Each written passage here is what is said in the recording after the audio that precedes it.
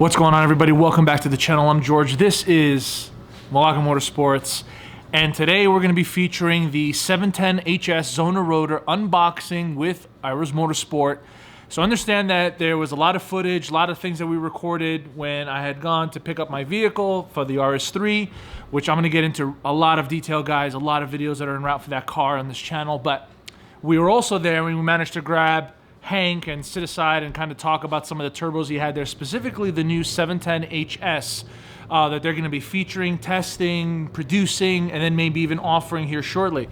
So we wanted to offer an unboxing video, one-on-one here with Hank, going over, and we also have some shenanigans that we kind of encountered at the shop. One of the guys over there, Jeff, with his 3B, decided to do some donuts, and then we have Nick, their tuner there, B5 owner, five-cylinder, old school five-cylinder owner as well, take his B5 Avant 2.8 supercharged and decided to rip it around a little bit. So guys, without further ado, this is the Xona Rotor 710HS unboxing, commentary one-on-one with Hank and his crew, and some of more fun that we had when we were there in Vegas picking up my RS3s, guys. So again, for those of you guys that are watching, thank you guys for the support. As always, if you haven't already, hit that like, hit that subscribe, guys. We really appreciate the support. It really goes a long way. We truly appreciate it. So we'll see you guys in the next video. Again, a lot of videos coming for the RS3, the B5s, and everything else that we have in the works. So enjoy the video. That's no good. You can't use that footage. Well, why not? Well, because you got Hank actually doing something in the background. People are going to think he works here. Hank, are you just working just because you're on camera? Just for show, man. Josh, what are you doing here, man? Oh, we're just welding out some oil drain lines. Now, let me ask you a question, because most of the people at home are going to want to know, how do you protect the mustache from the weld? Now, I can feel it, like it's barely hanging from the bottom. So is it, you cut it close, does it get hard? No, we're TIG welding. We're not throwing a bunch of sparks. All right, very well. Hank's still working, by the way.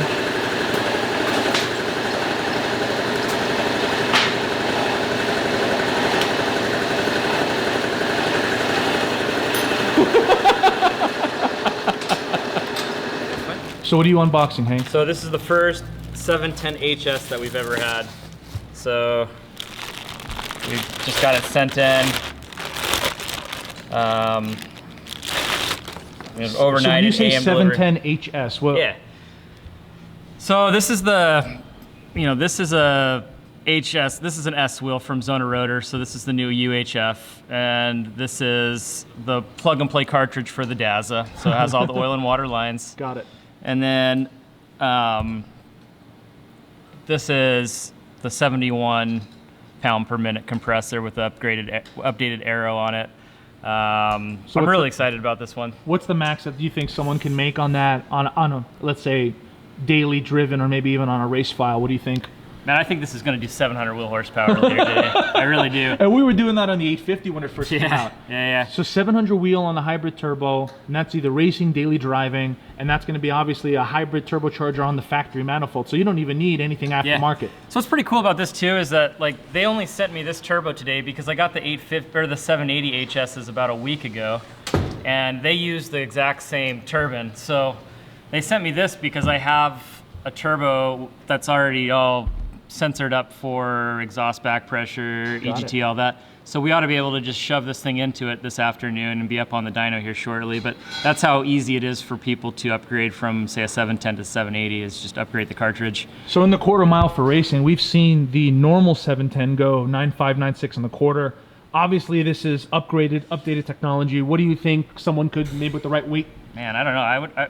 I'm really optimistic. So the 780 HS, we've had it on the dyno for like the last 2 or 3 days. It's doing 750 wheel horsepower, which is the non-S version of it. The non-S versions, those used to struggle to do 700 wheel. I mean, we went fast with them. Pelsman did what, 9.2 or 9.19 at 152, 153? Yeah.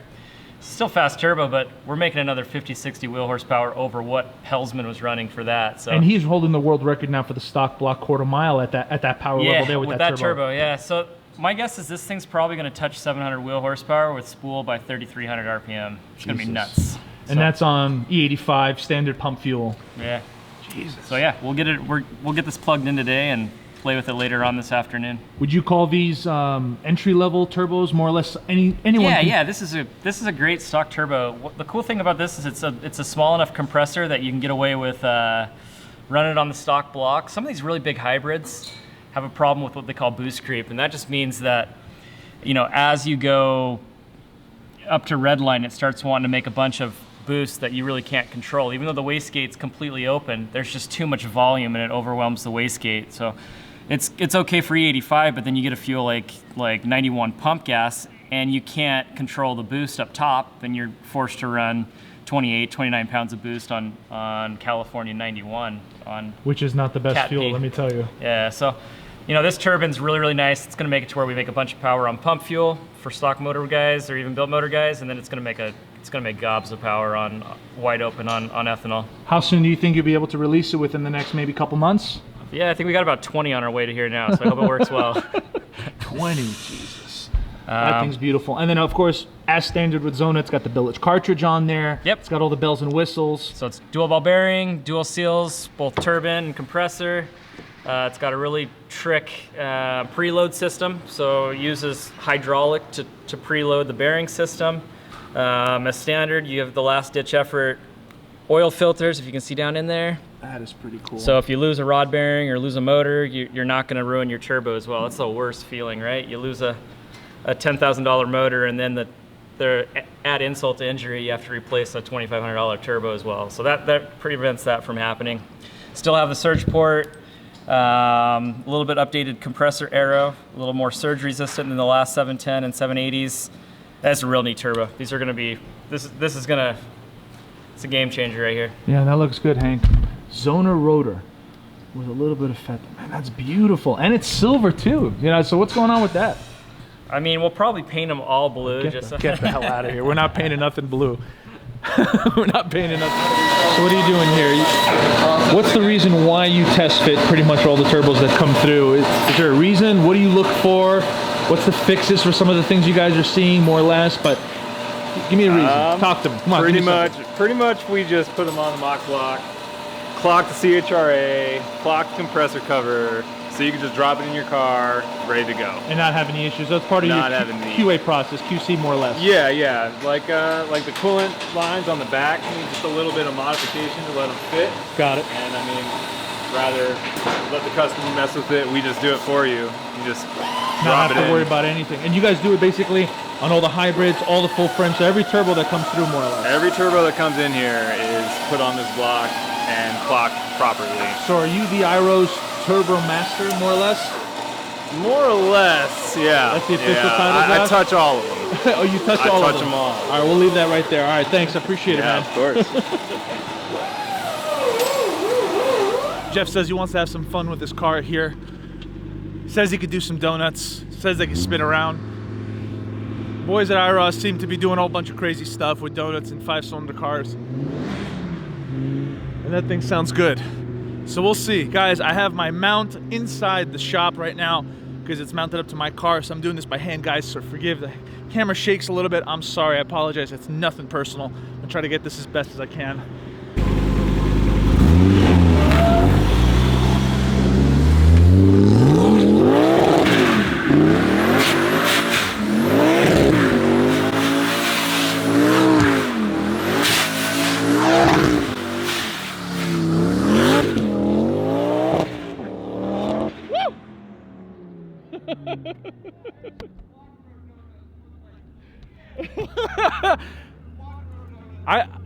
I think that was a Hoonigan burnout, man. That was pretty badass.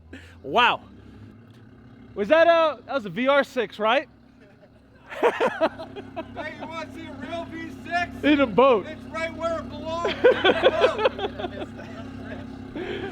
Oh, that was great, guys. That was Jeff's beautiful 5-cylinder. And look at this. Like clockwork. Now, he doesn't have his wave track in yet, but he wanted to tear it up and see what it is before and after. And goddamn, the car sounds great. That was great. They broke my spirit. Yeah. Hey, so inquiring minds want to know, so is that a 12 valve or a 24 valve VR6? Neither. That was beautiful, Jeff. So tell us, just for anyone that may be curious and don't know, what motor's in here, what's done to it, and what do you got planned? So it's just a 3B, built bottom end. Stock top end? No, it's got valves and springs, retainers. And that was without the wave track, right? Yep. How'd you feel? Feels good. But I got the rear diff locked, so it just kicks right around. So once you do wave track, what else you got in mind with this car of yours? What else are you looking to do? So right now it's on a stock manifold at the moment, and a EFR 6758. Got it. Going tubular manifold, going Xona Rotor, probably a 7164. So that's badass. Bump it man. up into the 600. Beautiful car, man. Sounds great. Best of luck with it, dude. Sounds great. Right on. Thank you. A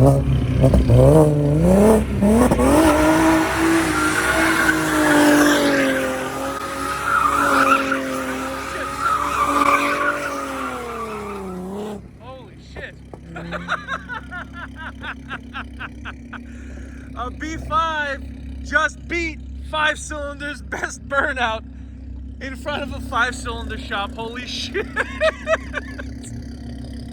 Oh my god. Oh, that was, and he was like, it's probably not even gonna break the tires. It's probably not gonna do that. That was amazing. And I think Nick's about to wrap it up for the 710HS unboxing and some of the shenanigans that we had fun in Vegas. We really hope that you enjoyed this video, and again, appreciate all the support, the messages, everything that you guys have been sending out. Truly, it's beyond appreciated. Stav is right now out driving his B5, throwing more logs in. I think he hit 32 PSI earlier today with some of the revisions that he's got. So he's super excited that the car is holding together, sounding great, moving well, and feeling right, as opposed to maybe what we worked on in the past with this car and some of the luck that we've had. So a lot of videos coming your way. RS3 videos, why I decided to switch to Unitronic, why I decided to go with Cyvex engine stand management system on a personal level with the RS3. We have some updates coming from my Silver B5. Stav's got a couple episodes coming out with his B5, so guys, stay tuned. We have a lot of content coming your way. So again, thank you for the support. We appreciate it beyond measure and beyond explanation, guys. We love you all. Thank you guys for watching. I'm George, this is Malaka Motorsports, and we'll see you on the next episode.